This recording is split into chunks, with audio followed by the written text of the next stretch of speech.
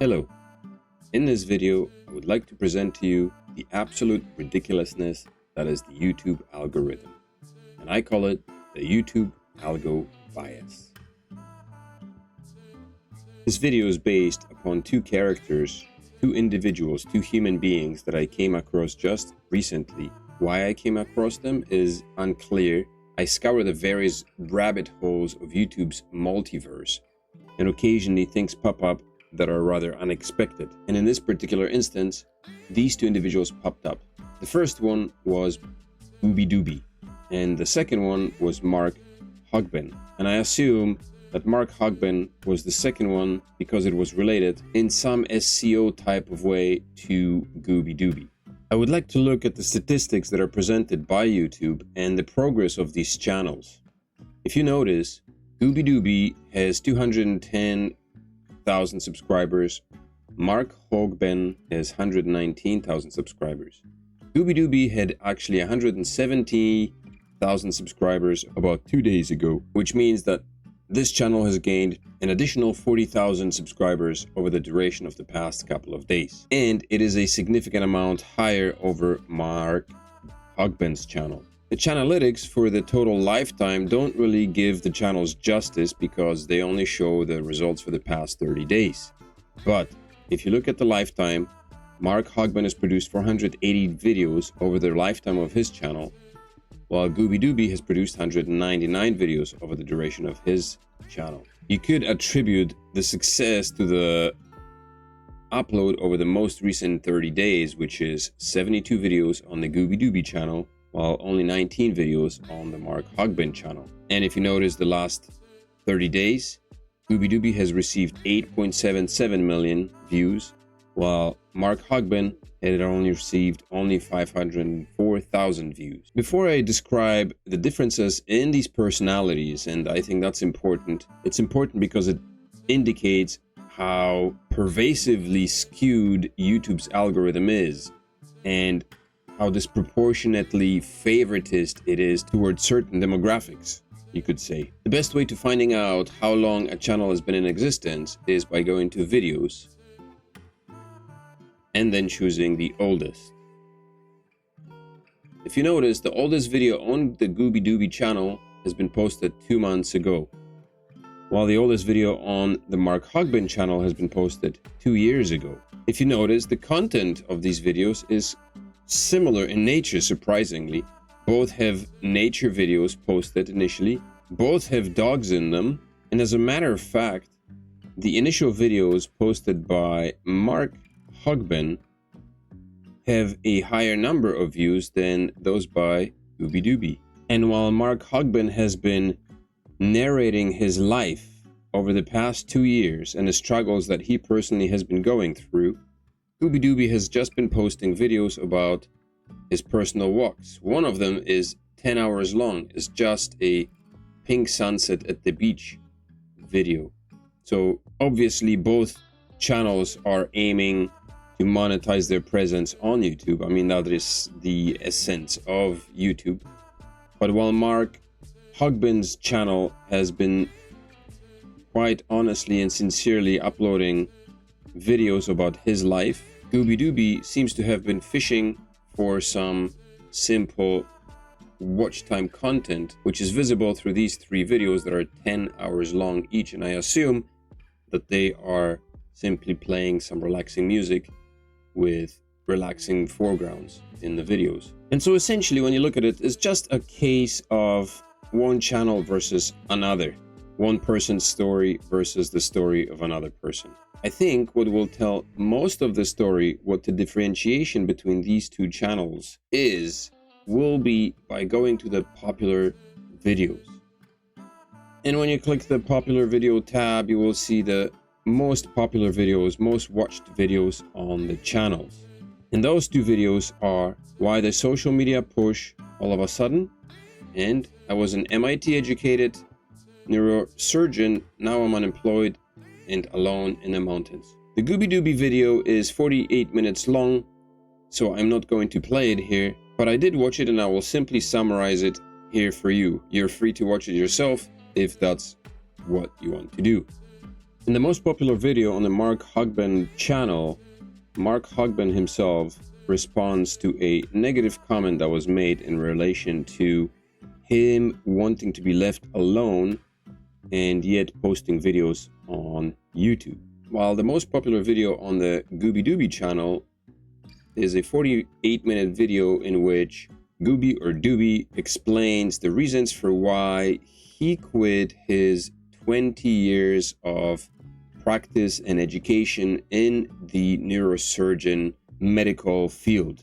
Now, I understand that the YouTube algorithm has several things that it looks at, and I'm not here to debate the logic behind the reasons for why certain videos are being pushed out to wider audiences and why others aren't, but I am here to point out the oddness and what the promotion of certain content is showing a wider audience, and what ideologies are being pushed forward by showing these different types of content. So let me just give you some quick background to each individual, because that's important, and that may also explain the reason for why I was linked to these two videos, or why I was linked to Mark Hogin following having watched the Gooby Doobie video.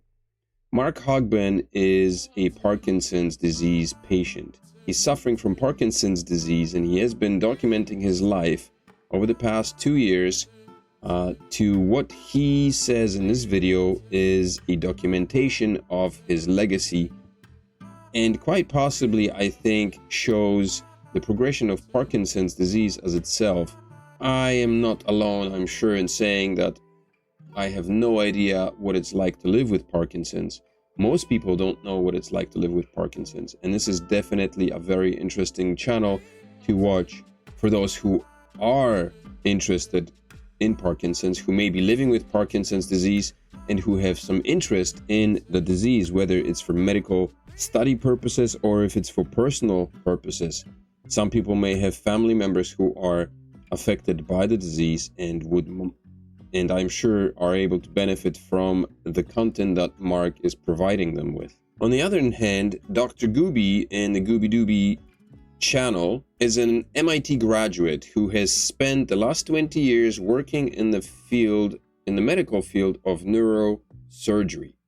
And to recapture the video that has brought almost 8 million views on his channel, he explains the reasons for why he left the field of medical science and neurosurgery. And I guess you can see clearly the reason for why I was prompted to watch Mark Hogin's videos right after having seen the video by Gooby and Doobie. But to make a long story short, the video by Gooby Doobie is a former surgeon in which he explains that he spent 9 years working as a fully fledged medical specialist in a field that is regarded as a very prestigious position, neurosurgery.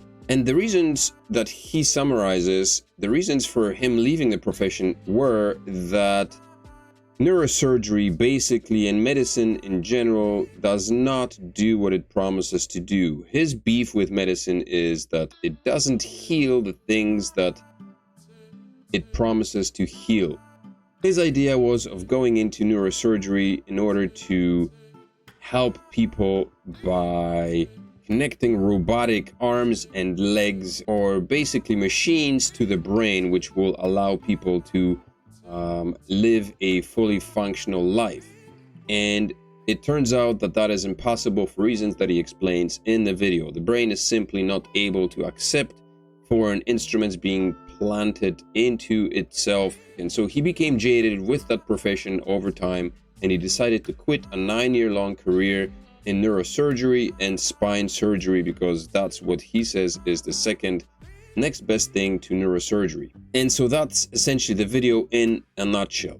And so my beef with the YouTube algorithm is this: why is this video, the video on Gooby Doobie, being pushed so hard to so many viewers? Why does it have 7.9 million viewers? Is it because people are genuinely interested in what this person has to say, what this former neurosurgeon has to say, and why, his explanation on why he decided to leave a very highly prestigious profession in the field of neurosurgery medicine. I think it's an odd message that is being shared. It's a message that says it's better to abandon everything that you do. Success is not that important. It's a lot easier and a lot more profitable, or a lot more comfortable to go on and make videos on YouTube. And it almost teaches a generation of people to give up their dreams because it's unnecessary. In the end, despite the fact that he spent 20 years educating himself and working in the field that is very highly sought after by many people, that is certainly economically very beneficial. The suggestion of this video is that it's a lot simpler, a lot easier in the end to just simply bypass all that pain, all the headaches, and all the sacrifices that you have to put in, and settle for creating videos on YouTube. That's kind of the message that this video essentially is providing. I mean, when you look at his earlier videos, they were significantly longer, but they had about the same amount of views as the videos on the Mark Hogin channel. 7,000, 5,000, 4,000, 4,000, 3, 3, 10,000, 2,000, and over here they were 11,000, 10,000, 7,000. So they were about in the same ballpark. So even the videos that had 10-hour long shots were about 4,000 to 5,000, received 4,000 to 5,000 views. While the video on Gooby Doobie promotes basically quitting a life of prestige and a life of privilege in exchange for a life of, I guess, comfort, while still monetizing their presence. The video on the Mark Hogin channel, I am certain, is helping the man survive while living with a disease, with a debilitating brain disease, and yet YouTube doesn't seem to favor, the YouTube algorithm doesn't seem to favor that particular channel, to the extent that while the Gooby Doobie channel is growing tremendously within a very short period of time, the Mark Hogin channel is struggling comparatively, really. I mean, we're looking at 2 months and close to 40,000 subscribers over the duration of 2 days versus a process of 2 years of consistent uploading of videos. I shared the video with a friend, and this was his comment. I shared the video with a friend of mine, and this was his comment prior to actually watching it. It's usually lonelitarians rubbing their miserable options in our face, monetizing l'habilité de con. I think that's how it's pronounced. So I'm not here to knock Gooby Doobie by any means, but it just feels like a very privileged individual who has decided to quit a practice of 9 years, which I'm sure provided him with a lot of economic incentives, is now turning to YouTube and continues to monetize his presence by bemoaning his very successful career in neurosurgery. And YouTube seems to favor that content over the content of a man who is genuinely trying to share his experience, his life journey, while battling a debilitating brain disease like Parkinson's. So having this comparison, I think it's very easy to see how difficult it is to break through the YouTube algorithm, and only very few channels manage to do it, and probably for very different reasons. And no matter what your channel is and what your content is and how good and how helpful you think it may be, it will always be trumped by content that YouTube seems to favor, because for whatever reasons, the YouTube algorithm is not designed in a fair way. It's designed to favor certain aspects of what is being delivered, and what they are is hard to say. Maybe it's the videos, the 10-hour long videos with calm music and flowing streams that generated so many views. Maybe it's the cute dog, that video of the cute dog that is a Maltese. I've had a bunch of those videos on my previous channels as well, and they never received so many views. I don't know what it is. Maybe it's the 2-hour-long fire on the beach that received it, or maybe it's geographics. Maybe it's USA versus Canada. Maybe that's what it is. No idea. But whatever it is, the YouTube algorithm is not a fair system, and it doesn't function in a fair way, and it certainly doesn't promote content that could be beneficial to people, but rather content that it deems to be of interest on some skewed level of logic. Please let me know what you think in the comment section below. Share the video with anybody you think might enjoy it.